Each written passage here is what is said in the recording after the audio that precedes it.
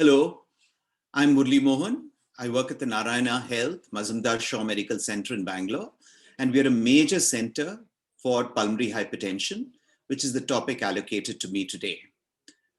I'm very grateful to the organizers for giving me a topic that's very close to my heart, and I hope we can share some important insights into this condition of pulmonary hypertension that is important to us pulmonologists, group 3 pulmonary hypertension or pulmonary hypertension in lung disease. As I said, I bring you greetings from our center, and that's my conflict of interest statement. The pulmonary circulation is a confusing area, and pathology in this area is also very confusing. It lies in the territory between the cardiologist and the pulmonologist, but is understood by neither.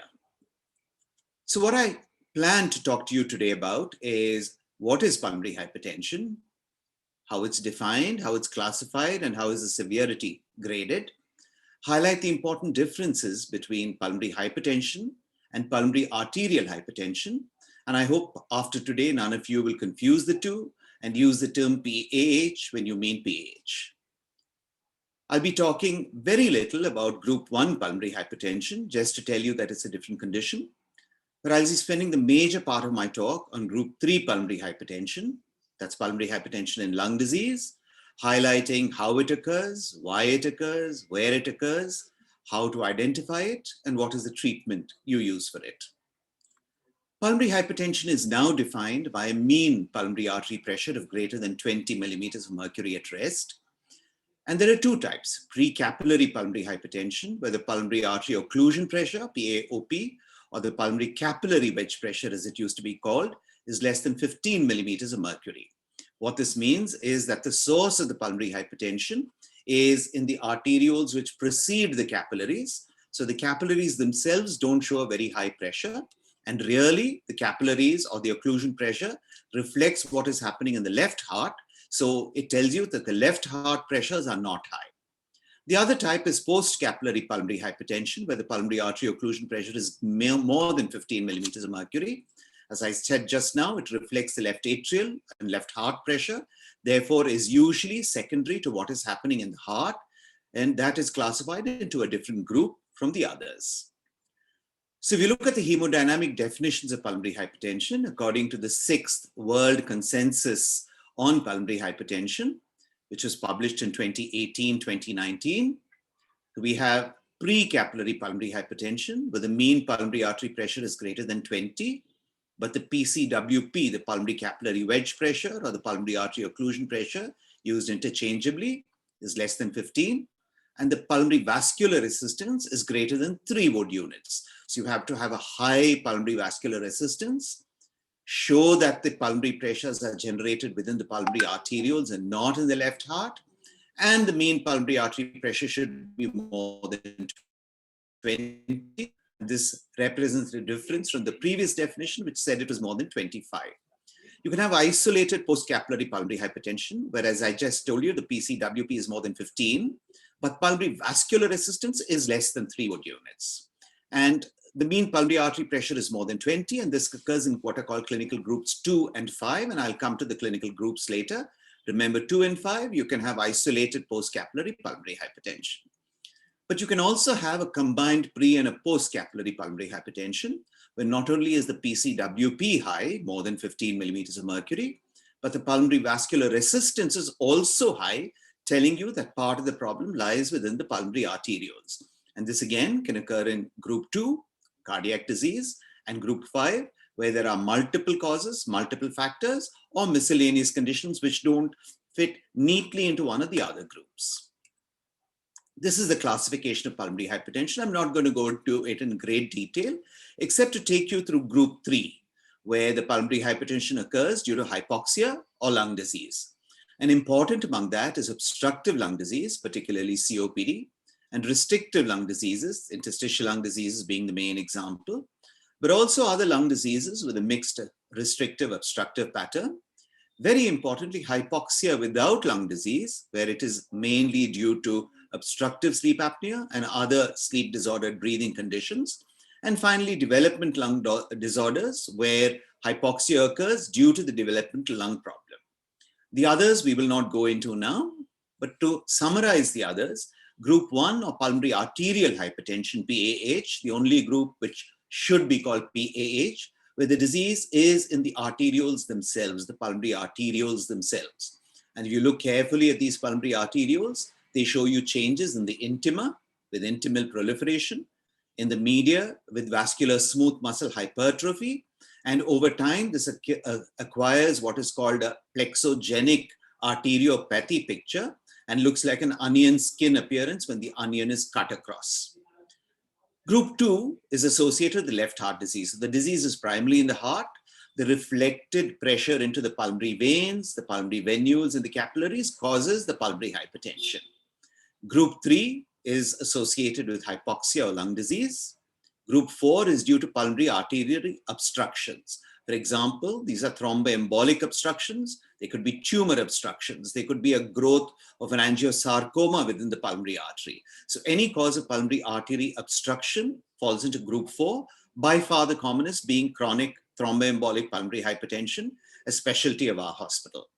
And finally, group 5 occurs due to miscellaneous causes, as I said, not neatly fitting into one of the other conditions, or due to multiple mechanisms that produce the pulmonary hypertension.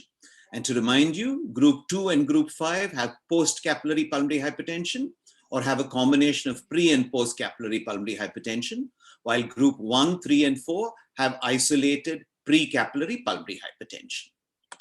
Group 5 is interesting. For example, sarcoidosis is a lung disease predominantly, and therefore would fall into group 3. It can also involve the heart producing a restrictive or a diastolic or systolic dysfunction, any of these, and therefore may come into group 2. And since it can also involve the vessels with granulomatous involvement of the pulmonary vessel, it can still fall into group 1. Hence, it used to be classified as group 5, but since it's predominantly a lung disease and most common cause of pulmonary hypertension in sarcoid is lung disease, it's now classified as group 3. But look out for involvement of the heart and of the pulmonary vessels, and don't miss out on the opportunity to treat those conditions. The pulmonary functional class assessment should not be confused with pulmonary classification with the groups that I just spoke about, 1 to 5. The pulmonary hypertension functional class, also known as the WHO class, is just like your NYHA class. It has a relation to the activity limitation that the person has. If there's no activity limitation at all, it's class 1. If there's a slight limitation of activity, it's class 2. If there's marked limitation of activity, it's group 3 or class 3, sorry. And symptoms with any activity or even occurring at rest, and where the discomfort, not necessarily breathlessness, is increased by any physical activity, that's class 4. And why is functional class important?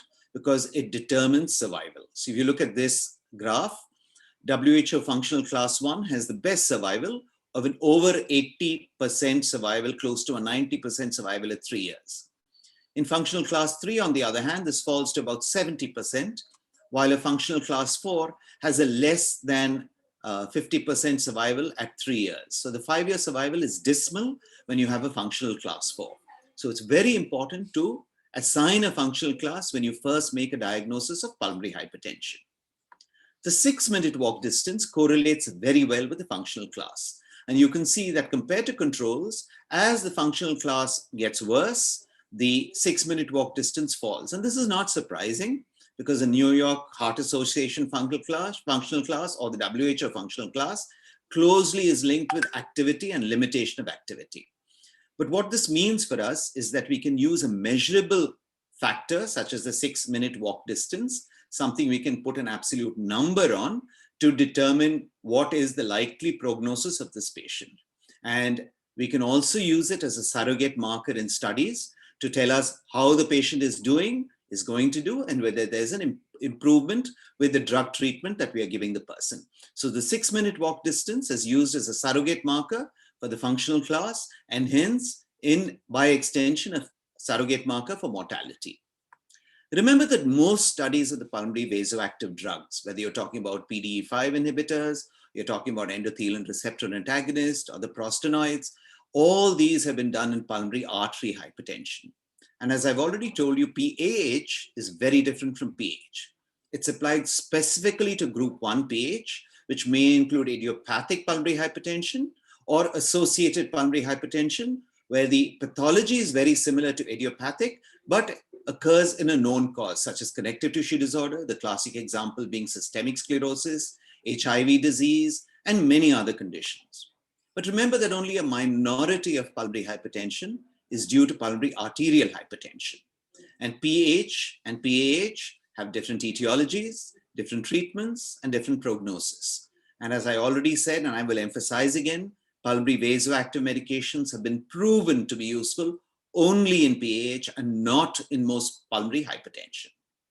Survival in pulmonary hypertension depends not only on the functional class, but also on the cause of the pulmonary hypertension. And you can see from these graphs, and this is data from the ASPIRE and the Spanish registries, large registries of pulmonary hypertension, that when the PH is due to left heart disease, it has the best prognosis of all. That's the green. CTEPH has a reasonably good prognosis. Idiopathic pulmonary hypertension has something somewhere in between, though we've always thought of it as a dreadful condition. But the worst condition really is pulmonary hypertension due to lung disease. And that's what we're going to be discussing today. Within the group 1 and group 5, you have, very poor prognosis not when it is idiopathic pulmonary hypertension, but when it is associated with something like portopulmonary hypertension or pulmonary veno-occlusive disease. Now, all these conditions fall into group 1, except for CTEPH. And CTEPH, because it is amenable to surgery, carries a very, very good prognosis. And these days is practically the same with idiopathic pulmonary hypertension, when you're able to use all 3 classes of treatment. But the good thing is survival has significantly improved over time. And this is true only of pulmonary arterial hypertension and chronic thromboembolic pulmonary hypertension. I'm not going to go into this, but you can see over time things have got very much better. But please do not transpose this into meaning that it can be used to talk about pulmonary hypertension and lung disease. And these are the therapies that I spoke about: the nitric oxide cyclic GMP or soluble guanylate cyclase pathway, the prostacyclin pathway, and endothelin pathway. And I'll talk very briefly on how these are useful in very few conditions in group 3. So group 3 pulmonary hypertension includes, to remind you, a mean pulmonary artery greater than 20. It previously used to be 25, and the definition has not yet been satisfactorily decided whether it should be 20 or 25 in group 3. We all think it should be, group 3 should be 20, because once you go beyond 20, the prognosis in group 3 pulmonary hypertension is really bad. And in fact, this was recognized before the new definition, and in fact, before it was recognized in group 1. So we really should be using 20 as the cutoff. Also remember, this is pre-capillary pulmonary hypertension, as indicated by a pulmonary arterial occlusion pressure of less than 15. And it must be associated with chronic lung disease or chronic hypoxia. And to list out the conditions that were listed in the 5th World Symposium, the earlier one, it's exactly the same, but they specifically use the term sleep disordered breathing, and also included alveolar hypoventilation disorders and chronic exposure to high altitude or Monge's disease. You must remember that in group 3, the pulmonary pressures are usually only mildly elevated. So anybody who has even a moderate pulmonary hypertension with lung disease should be investigated further. And we also consider the pulmonary hypertension to be severe if the cardiac output is reduced to less than 2 liters per square meter surface area per minute, or if the mean pulmonary artery pressure is greater than 35 millimeters of mercury. Most often we used to say it was severe if it is more than 40 or even 45. So we use lower cutoffs, as I said, 20 to call it pulmonary hypertension and lung disease, 35 to call it severe pulmonary hypertension, or less than 35, but if the cardiac output is reduced.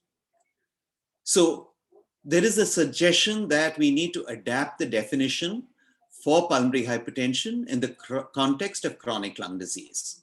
So if a person has chronic lung disease, but the mean pulmonary artery pressure is less than 21, or you have a mean pulmonary artery pressure of 21 to 24, but the pulmonary vascular resistance is not high, that's called CLD without pulmonary hypertension. That's one group. The second group is where the mean pulmonary artery pressure is between 21 and 25, and the pulmonary vascular resistance is more than 3 Wood units. So this is called CLD with pulmonary hypertension. but we will also use a mean pulmonary artery pressure of greater than 25, between 25 and 34, without reference to the pulmonary vascular resistance. And also we will call that CLD with pulmonary hypertension. The third group, the most severe form, CLD with severe PH, is where the mean pulmonary artery pressure is greater than 35 millimeters of mercury, or it's more than 25 millimeters of mercury, but the cardiac index is low. As I mentioned, less than 2 liters per minute per meter squared surface area.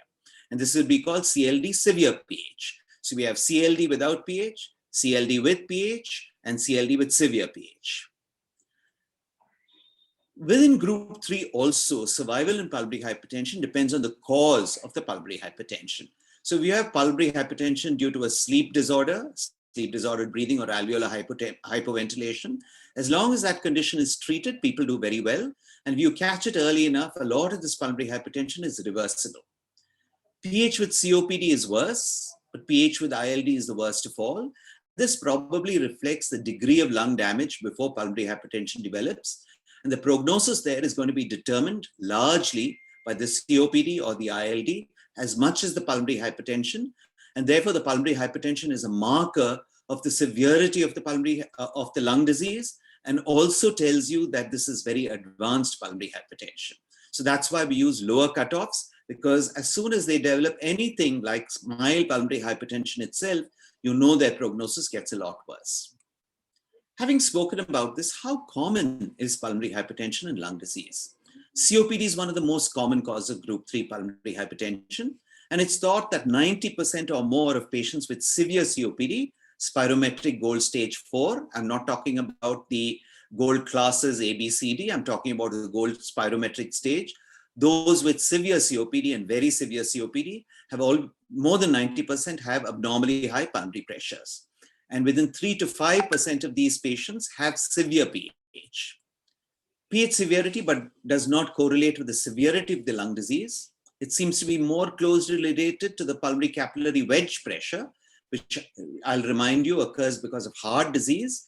And so it's thought that in many patients with COPD, the pulmonary hypertension may be due to diastolic dysfunction or systolic dysfunction, or maybe because of gas trapping with elevated intrathoracic pressures when the heart is thought to be normal. But it's an important clue that in many patients with COPD, we should be looking for heart disease also. But there's a subset of patients with COPD who have out of proportion pH resembling idiopathic pulmonary hypertension. I'll cut this long story short and say only about 1% had only COPD as the identifiable cause, and most often they had other contributing factors.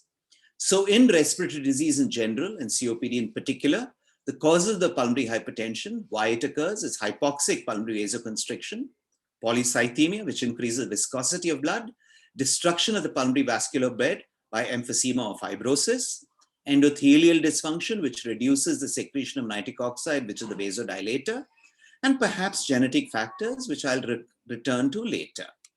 So the pathogenesis of pulmonary hypertension respiratory disease is mainly hypoxia, but it's not only hypoxia.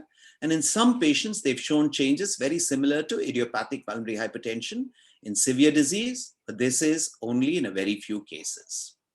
Why is pH important in COPD? Because the survival rates are really bad.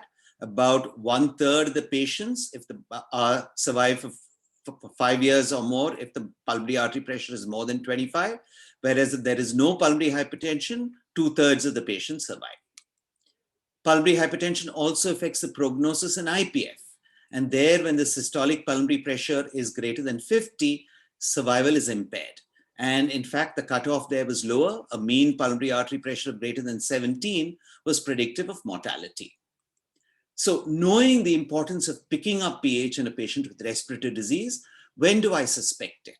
And it's a little difficult because dyspnea and fatigue are symptoms of chronic lung disease as well as pulmonary hypertension.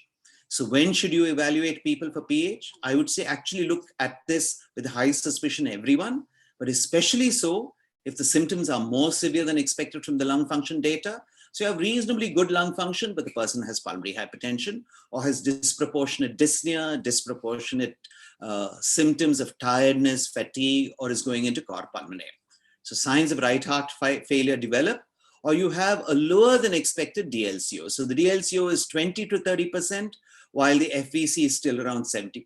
Strongly suspect that this person has developed pulmonary hypertension.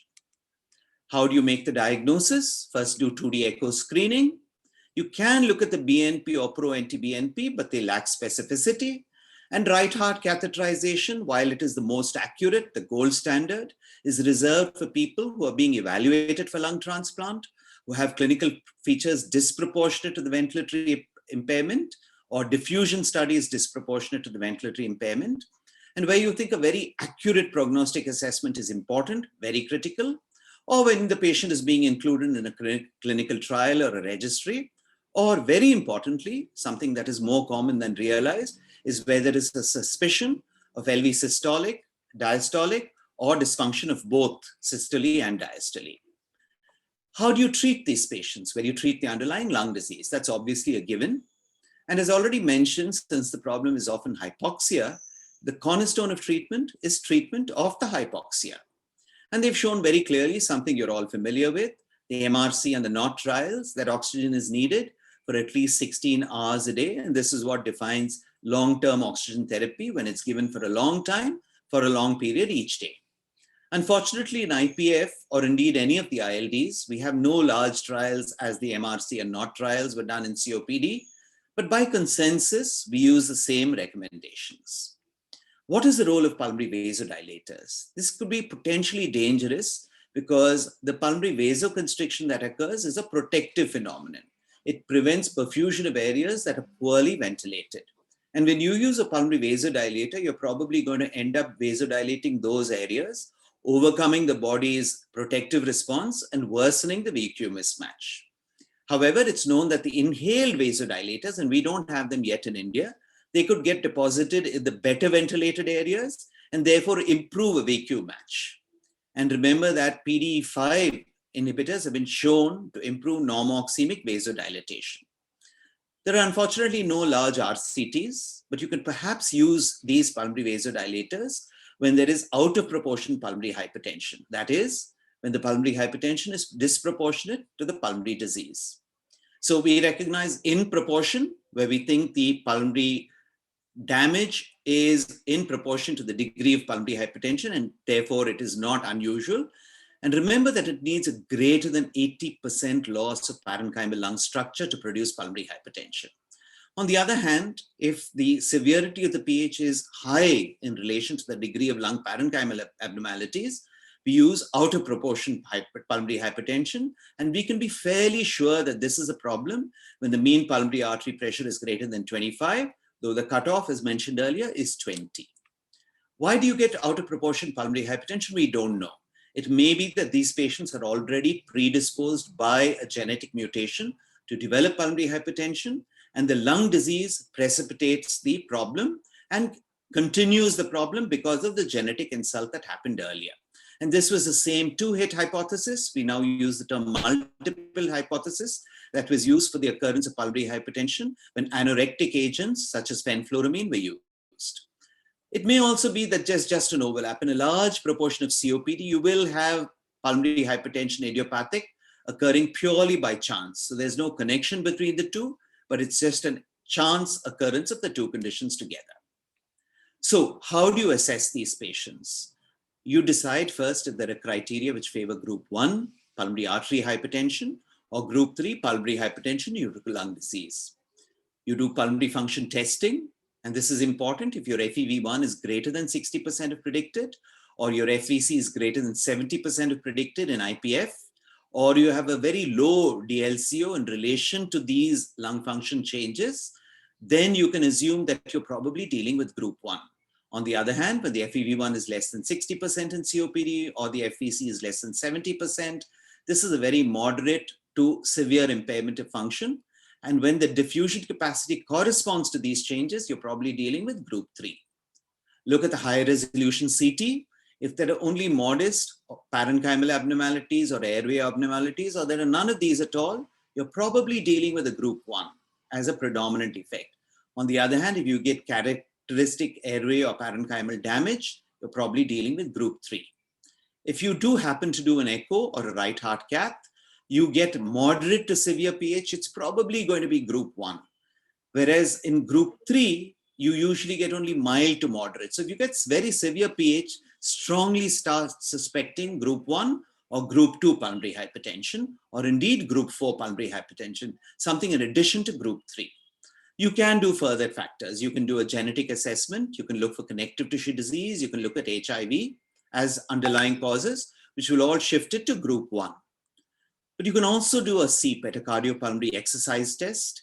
And if the patient has features of an exhausted circulatory reserve, but has preserved breathing reserves, you have a reduced oxygen pulse, you have a low cardiac output, you have a decreased VO2 slope, if you have mixed venous oxygen saturation at the lower limit, and there's no change, or in fact a decrease in PCO2 during exercise, you're probably dealing with group 1. Whereas if the PCO2 increases during exercise, if you have features which suggest that the breathing reserve is reduced, but the person has a preserved cardiac reserve on cardiopulmonary exercise testing, you're probably dealing with group 3. So a predominantly hemodynamic profile tells you group 1, a predominantly obstructive or restrictive profile tells you group 3, but a lot of patients will fall in between these two. And as they grow more towards the left of this, you should be thinking, can I use pulmonary vasoactive medications? So to repeat, suspect the problem when the clinical functional imaging results are suggestive of a concomitant PAH, it's supported by an echocardiogram, confirmed by right heart catheterization, and then you stratify, are we dealing with predominant group 1 or group 3 based on physiological and morphological changes in lung function and CT changes. If it is group 1, you follow a treatment algorithm for pulmonary artery hypertension. If it is group 3, it's a good idea to refer to an expert center. If it is mild to moderate pH, then no pH therapy is required.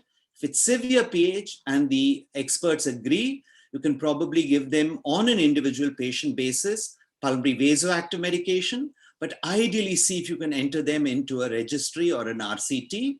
And very important, in all patients, think of cardiopulmonary rehabilitation.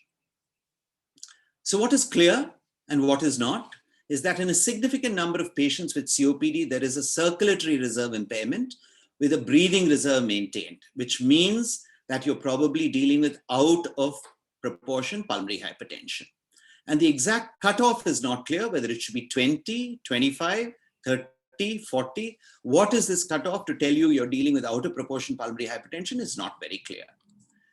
The evidence for treatment, as I already said, is almost all negative or inconclusive. So please don't be tempted to use pulmonary vasoactive medication in group 3 pulmonary hypertension.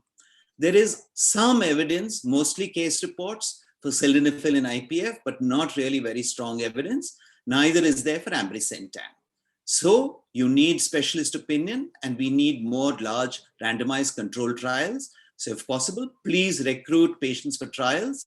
Until then, be very cautious in the use of pulmonary vasoactive medications. So I'll stop with a few take-home messages. PH is a common complication of lung disease and cardiac disease, but is often missed. PAH is an uncommon disease, but is also often missed. PAH and PH are very different, and diagnosing the type of pulmonary hypertension is critical to management. The treatment of group 3 pulmonary hypertension is basically treatment of the underlying condition, whether you're dealing with COPD or you're dealing with interstitial lung disease, IPF, for example, or sarcoid. Treat the underlying condition. Second, oxygen, if hypoxia is demonstrable, whether this hypoxia is during the day or only at night. Suspect there is a second problem, including pulmonary arterial hypertension overlap, if the pulmonary artery pressure is disproportionately raised as compared to the lung disease. And in such cases, pulmonary vasoactive medication may be tried, but please seek specialist opinion. Thank you very much.